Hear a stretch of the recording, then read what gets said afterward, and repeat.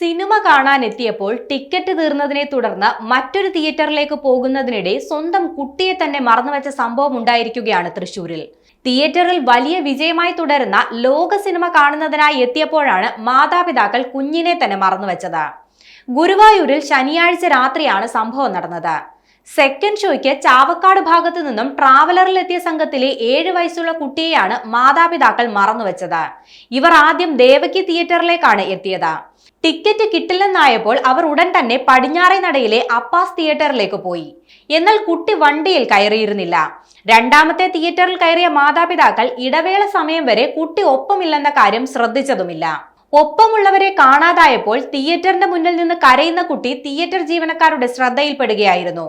കുട്ടിയോട് കാര്യം തിരക്കിയപ്പോഴാണ് കൂടെയുള്ളവർ മറ്റൊരു തിയേറ്ററിലേക്ക് പോയ വിവരം അറിയുന്നത്.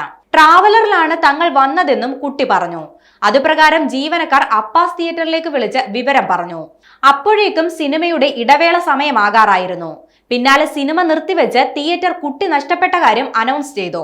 ട്രാവലറിൽ സിനിമ കാണാൻ വന്നിട്ടുള്ളവർ തങ്ങളെ ബന്ധപ്പെടണമെന്നും അതിലെ ഒരു കുട്ടി കൂട്ടം തെറ്റി മറ്റൊരു തിയേറ്ററിൽ ഉണ്ടെന്നുമായിരുന്നു അനൗൺസ്മെന്റ്.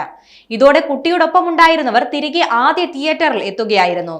പക്ഷേ അപ്പോഴേക്കും തിയേറ്റർ ജീവനക്കാർ കുട്ടിയെ പോലീസിൽ ഏൽപ്പിച്ചിരുന്നു. പിന്നീട് സ്റ്റേഷനിൽ നിന്നാണ് കുട്ടിയെ മാതാപിതാക്കൾക്ക് കൈമാറിയത്.